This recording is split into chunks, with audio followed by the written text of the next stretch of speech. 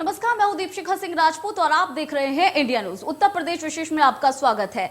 उत्तर प्रदेश में चुनावों की तैयारियां जोरों पर चल रही हैं। हर पार्टी पहले चरण की सीटों पर फिलहाल ज्यादा जोर दे रही है और इसी सिलसिले में मुख्यमंत्री योगी आदित्यनाथ ने रविवार को गाजियाबाद में डोर टू डोर जाकर चुनाव प्रचार किया। सीएम योगी ने गाजियाबाद के मोहन नगर में कृष्णा इंजीनियरिंग कॉलेज में आयोजित भारतीय जनता पार्टी के प्रभावी मतदाता संवाद विधानसभा कार्यक्रम में मुख्यमंत्री से कहा कि जिन विश्वास के साथ प्रदेश की जनता ने भाजपा को 2017 में अपना वोट दिया था, पीएम मोदी ने वर्ष 2017 से पहले जो संकल्प पत्र जनता को दिया था, उसमें जो कुछ भी वादे किए गए थे, उन सभी वादों को सरकार ने बखूबी निभाया है। सीएम योगी आदित्यनाथ ने साहिबाबाद विधानसभा क्षेत्र में कैंपेन भी किया।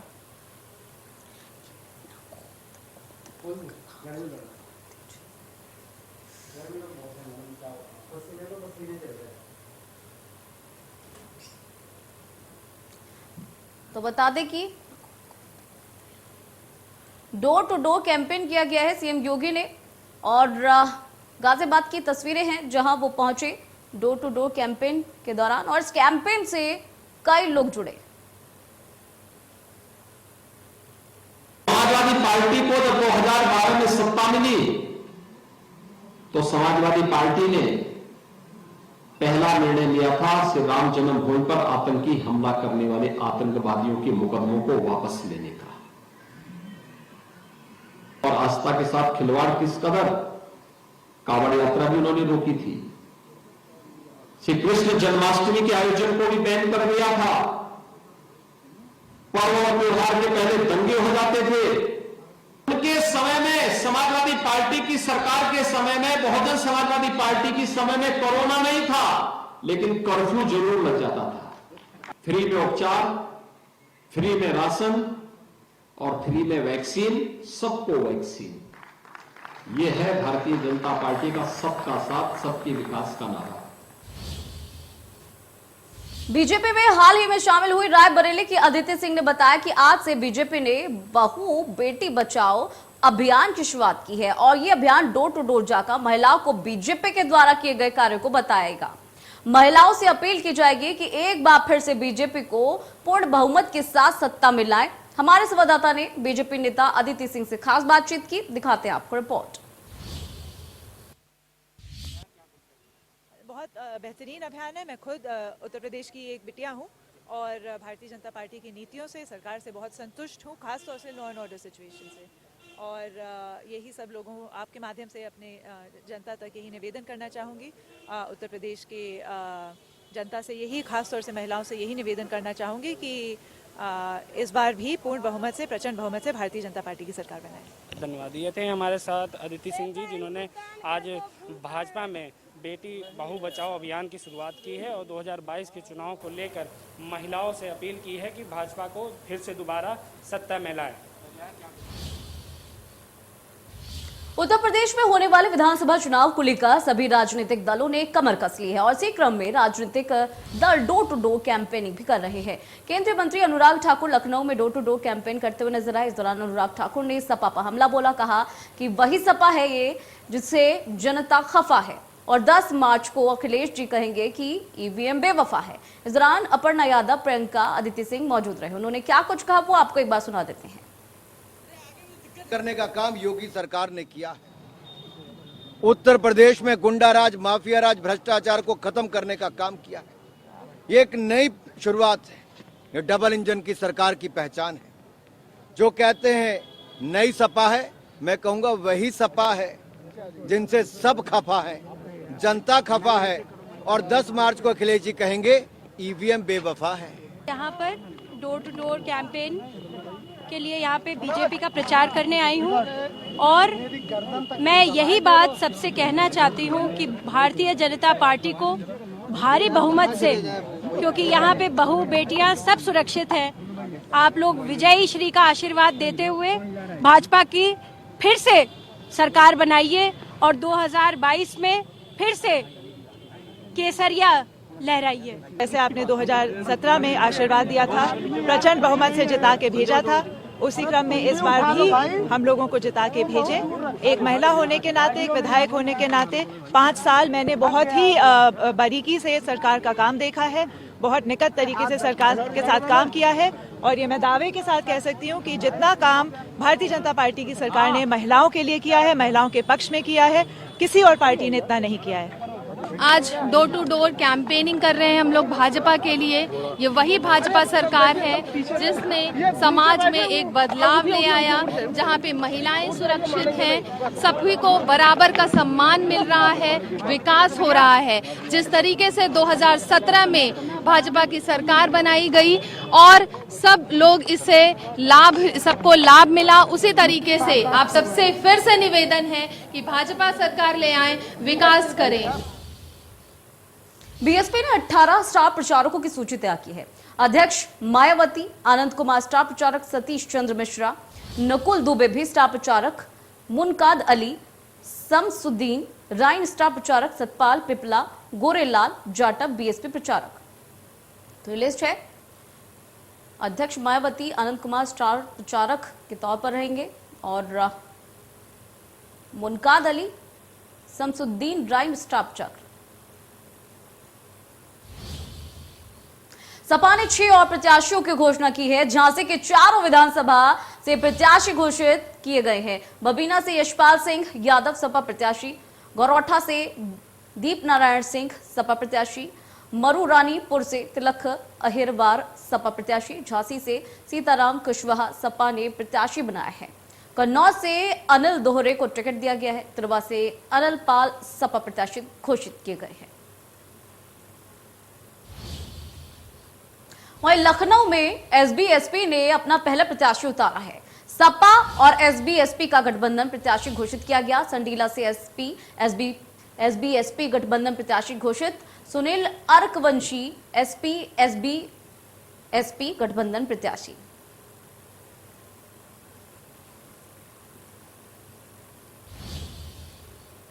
वहीं हरदोई के संडीला में ओम प्रकाश राजभर ने सपा गठबंधन की पहली लिस्ट का ऐलान किया है। प्रदेश अध्यक्ष सुनील अर्कवंशी को प्रत्याशी घोषित किया गया। समाजवादी पार्टी के सबसे बड़े गठबंधन के सबसे बड़े दल एसबी-एसपी के राष्ट्रीय अध्यक्ष ओम प्रकाश राजभर ने अपने प्रत्याशी की घोषणा की है और हमारे संवाददाता ने एसबी-एसपी के राष्ट्रीय अध्यक्ष ओम प्रकाश राजभर से खास बातचीत की है, वो आपको दिखाते हैं। हम इस वक्त हरदोई की संडीला विधानसभा क्षेत्र में हैं, जहां सपा और सुहेल देव पार्टी का गठबंधन सीट मिली है और इस गठबंधन सीट का ऐलान इनके अध्यक्ष ओम प्रकाश राजभर जी ने किया है। वो हमारे साथ हैं, उनसे जानेंगे कि आखिर ये सीट जो है, ये सपा ने जिस गठबंधन को यहाँ दी है वो क्यों दी है और क्या कारण रहेंगे, किस टाइप से चुनाव लड़ेंगे। देखिए, समाजवादी पार्टी और सुहेल देव भारतीय समाज पार्टी का जब गठबंधन तय हुआ तो घोषणा होने के पहले, आज के लगभग 7 महीना पहले सीटों का बंटवारा हुआ कि कहाँ कहाँ कौन पार्टी लड़ेगी। तो उसमें इधर पश्चिमी उत्तर प्रदेश में या हरदोई और सीतापुर में हमको संडीला और मिश्रिक 2 सीटों पर लड़ने की अनुमति, मतलब बंटवारे में मिली। और उसके बाद और जो उधर की सीटें हैं तो बात की बात है, लेकिन हम लोग बैठे हैं हरदोई में। अच्छा, एक और कयास लगाया जा रहा था, यहाँ रीता सिंह को टिकट दिया जा रहा है। कल वो जाके तुरंत मिल भी ली जब उनको भाजपा ने टिकट नहीं दिया, तो उनका भी कयास लगा रहा था कि संडीला से उनको टिकट मिलेगा। लेकिन आपकी बात अखिलेश यादव ने मानी है, ये काफी बड़ी उपलब्धि आपके लिए हरदोई में है। देखिए, आना जाना तो नेताओं का कल्चर है, उनको खुद समझना चाहिए कि वो भाजपा में क्यों गई। उनको अपने समझना चाहिए। वहां जब नहीं मिला तो यहां लेने आई, तो उनको इसके पहले सोचना चाहिए कि ठीक है। तो आपको पूरा विश्वास है कि रीता सिंह यहाँ मदद करेंगी, महावीर सिंह के काहे नहीं करेंगी। जब वो भारतीय जनता पार्टी को छोड़ के समाजवादी पार्टी ज्वाइन की है, तो समाजवादी पार्टी में गठबंधन धर्म तो निभाना ही पड़ेगा सबको ना, चाहे हम हो चाहे वो। तो ये थे ओम प्रकाश राजभर जी, जो बता रहे हैं पूरे विश्वास के साथ कि यहाँ पे गठबंधन की सरकार, यहाँ पे गठबंधन की जो प्रत्याशी उनके हैं सुनील करवंशी, वो जीतेंगे चुनाव और इनको काफी विश्वास है। आलोक से लखीमपुर खीरी में आचार संहिता का उल्लंघन बीजेपी प्रत्याशी विनोद शंकर ने किया। उल्लंघन के बाद टिकट मिलने के बाद ये उल्लंघन किया गया। धौराहरा से बीजेपी प्रत्याशी हैं विनोद शंकर अवस्थी। विनोद शंकर ने गांव में जुलूस निकाला। बीजेपी प्रत्याशी के साथ 35 अज्ञात के खिलाफ अब एफआईआर दर्ज की गई है। तो बता दें कि जिस तरह से विनोद शंकर के द्वारा आचार संहिता का उल्लंघन किया गया है, अब उसके बाद से 35 अज्ञात लोगों के खिलाफ भी एफआईआर दर्ज की गई है, क्योंकि विनोद शंकर ने इन लोगों के साथ पूरे गांव में जुलूस निकाला था। लखीमपुर खीरी की ये वीडियो है जो आप इस वक्त देख पा रहे हैं। आचार संहिता के बावजूद भी इस तरीके का जुलूस निकाला गया, जिसके बाद से उनके साथ साथ 35 और अज्ञात लोग हैं जिनको लेकर एफआईआर दर्ज की गई है। ये एफआईआर आचार संहिता उल्लंघन की वजह से की गई है। टिकट मिलने के बाद से उन्होंने इस तरह से आचार संहिता का उल्लंघन किया। लखीमपुर खीरी की ये वीडियो है जो आप इस वक्त देख पा रहे हैं।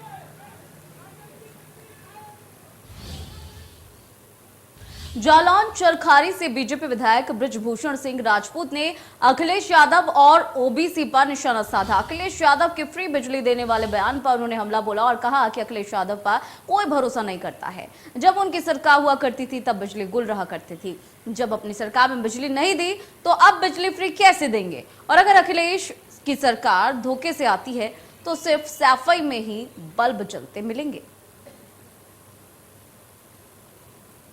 तो बता दें कि उन्होंने सीधा सीधा अखिलेश यादव पर निशाना साधा और कहा कि जब उनकी सरकार थी तब यहां के लोगों को बिजली नहीं मिल पाई थी, और अगर अब सरकार आ भी जाती है तो सिर्फ सफाई के ही बल्ब जलते हुए दिखाई देंगे। तो बीजेपी विधायक ने अखिलेश पर सीधा सीधा जो निशाना है वो साधा है फ्री बिजली को लेकर। जालौन की तस्वीरें हैं। उन्होंने कहा कि अखिलेश पर कोई भरोसा नहीं करता है। जब उनकी सरकार थी तब बिजली गुल रहा करती थी, और अब अगर सरकार आ भी जाती है तो सिर्फ सफाई के ही बल्ब जलते हुए दिखाई देंगे। तो बीजेपी विधायक ने ये अखिलेश पर सीधा सीधा फ्री बिजली के बिल को लेकर निशाना साधा है। गौरतलब है इससे पहले सपा की तरफ से कहा गया था कि यहाँ फ्री बिजली जो है वो वितरित की जाएगी, और अब उनके इसी बयान को लेकर सीधा सीधा बीजेपी के विधायक ने ये तंज कसा है, निशाना साधा है, और साथ ही साथ ये कहा है कि उनकी सरकार जिस समय थी तब यहाँ पर बिजली तक नहीं थी। तो जालौन की ये तस्वीरें हैं जहां विधायक पहुंचे थे, और सपा को लेकर जब उनसे सवाल किया गया तब उन्होंने ये बातें कही। उन्होंने कहा कि सिर्फ सफाई में ही बल्ब जलते दिखेंगे।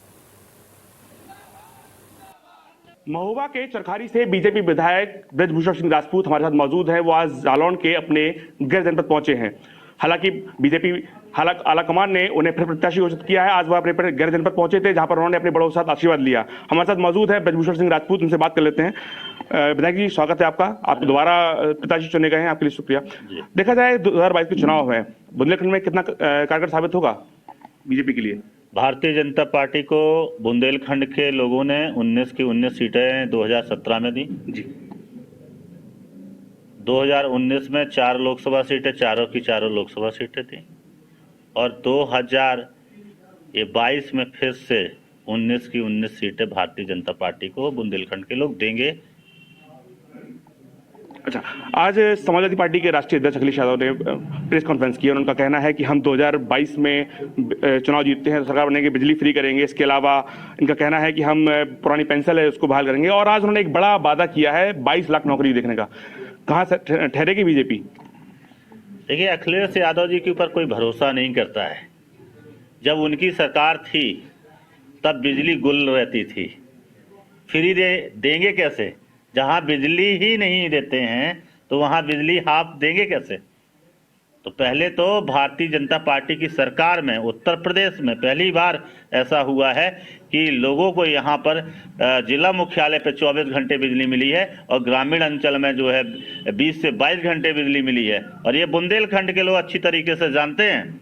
यहाँ तो लाइट ही नहीं मिलती थी। यहाँ लोग प्रत्येक वर्ष गर्मियों के टाइम पे धरना प्रदर्शन करते हैं। आप रिकॉर्ड निकलवाइए समाजवादी पार्टी की सरकार में, ये हाथ देने की बात कर रहे हैं। यहाँ अगर अखिलेश की सरकार धोखे से भी अगर आती है तो लोगों को बिजली मिलना मुश्किल है, सिर्फ सफाई में बल्ब जलते हुए देखेंगे आपको।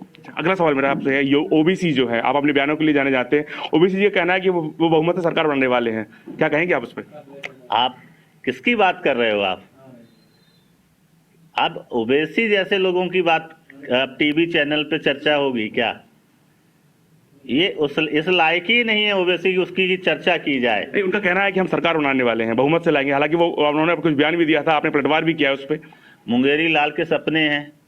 राजनीति के इतिहास में हमने कभी इस तरीके का कैरेक्टर नहीं देखा। वो अपने आप को लैला और मजनू कहता है।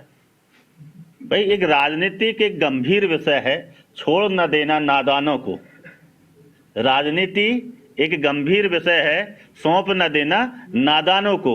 ये नादान है, इसे भारतीय राजनीति के बारे में ABCD पता नहीं है, भारत के लोगों का दुख और दर्द पता नहीं है। भारत का दुख और दर्द अगर किसी ने समझने का काम किया है तो देश के प्रधानमंत्री माननीय नरेंद्र मोदी जी ने किया है। आज गरीबों को जो आवास मिल रहे हैं, शौचालय मिल रहे हैं, माताओं बहनों की चिंता करते हुए उनको गैस चूल्हे दिए हुए हैं, उज्ज्वला योजना के माध्यम से घर घर में लाइट पहुंची है। आज़ादी से लेके सैकड़ों ऐसे गांव थे जहां पे लाइट नहीं पहुंची थी, और आज ये दावे से कह सकते हैं कि हर गांव में बिजली पहुंच चुकी है। भारत के कोने कोने में बिजली पहुंचाने का काम किया है। तो गरीबों का दर्द समझने वाले, किसानों का दर्द समझने वाले, किसान सम्मान निधि आज़ादी के बाद पहली बार इतिहास में अगर किसानों को किसान सम्मान निधि किसी ने दी है तो देश के यशस्वी प्रधानमंत्री माननीय मोदी जी ने दी है। और आज मोदी जी के नेतृत्व में भारतीय जनता पार्टी देश की ही नहीं विश्व की सबसे बड़ी पार्टी बन चुकी है। अब ये छोटे मोटे ये जो दल हैं जो देश को लूटने का काम किया करते थे और फूट डालो राजनीति करते थे, आज ये ओबीसी फिर से चले आते हैं। कहते हैं आज उत्तर प्रदेश की पुलिस जिस पे पहले लोग भरोसा नहीं करते थे, आज जब वो पुलिस जो है गुंडे माफिया को ठोक रही है तो ओबीसी जैसे लोगों को दर्द होता है। ये क्या भारत के लोगों की चिंता करेंगे? गुंडे माफियाओं को जब ठोका जाता है, उनकी संपत्तियां गिराई जाती हैं, तो ओबीसी जैसे लोग उन्हें धमकी देते हैं। तो इसलिए मैंने उससे कहा था कि उसने अगर अपनी माँ का दूध पिया है तो वो चरखारी से चुनाव लड़के दिखा दे जी। उत्तर प्रदेश में सरकार तो बनाने की बात छोड़ दे जी, अगर वो चरखारी से लड़के ही दिखा दे तो हम मान जाएंगे उससे। मेरा आखिरी सवाल आपसे, 2022 के चुनाव में बीजेपी कहां कितने सीट पार करेगी? भारतीय जनता पार्टी के ऊपर उत्तर प्रदेश के लोग पूरा भरोसा कर चुके हैं जी, और आप यकीन मानिएगा पिछली बार से भी ज्यादा का रिकॉर्ड तोड़ने का काम करेंगे। शुक्रिया हमसे बात करने के लिए। ये थे हमारे साथ बुंदेलखंड से चरखारी के विधायक ब्रजभूषण राठौर जी, जिन्होंने बताया कि आगामी 2022 के चुनाव में निश्चित तौर पर बीजेपी जो है वो फिर फतेह करेगी और दोबारा सरकार बनाएगी। जालौन से इंडिया न्यूज के लिए मैं आशीष शिवहरे। कन्नौज में बीजेपी के जनसंपर्क अभियान पर सपा ने ऐतराज व्यक्त किया है। सपा का आरोप है कि कोरोना प्रोटोकॉल को अनदेखा किया गया है। बीजेपी प्रत्याशी यहां पर वोट मांग रहे हैं। सपा नेता बीजेपी प्रत्याशी की शिकायत चुनाव आयोग से करने की बात कह रहे हैं। तो बता दें कि कन्नौज की तस्वीरें हैं जहां एसपी ने बीजेपी के कार्यकर्ताओं को लेकर ऐतराज जताया है। उनका कहना है कि यहां पर कोविड प्रोटोकॉल का उल्लंघन किया गया है, कोरोना गाइडलाइंस की अनदेखी की गई है। यहां बता दें कि बीजेपी का जनसंपर्क अभियान चलाया जा रहा था, जिसको लेकर एसपी ने ऐतराज जताया है। आम आदमी पार्टी नव परिवर्तन संवाद का आज तीसरा दिन है। राज्य आंदोलनकारियों से वर्चुअली कर्नल कोठियाल जुड़ते हुए नजर आए। 3 महीने पहले राज्य के 21वीं वर्षगांठ के दिन उन्होंने कहा कि मैंने 5 संकल्प लिए थे। मेरा पहला संकल्प है गैर शरण शहीदी वार आंदोलनकारियों। और यहाँ उन्होंने कहा कि राज्य आंदोलनकारियों से वर्चुअली जुड़े और राज्य के 21वीं वर्षगांठ के दिन उन्होंने कहा कि मैंने 5 संकल्प लिए। और इसके अलावा यहाँ आपको बता दें कि ये नव परिवर्तन संवाद का आज तीसरा दिन है। चलिए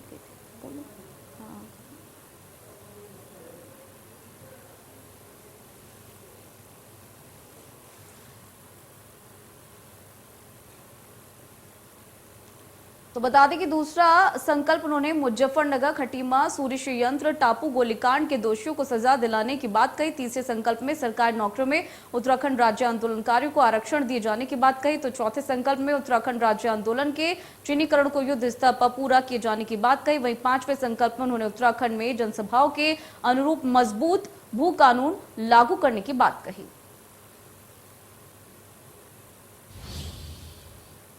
चलिए फिलहाल रुकेंगे छोटे से ब्रेक के लिए।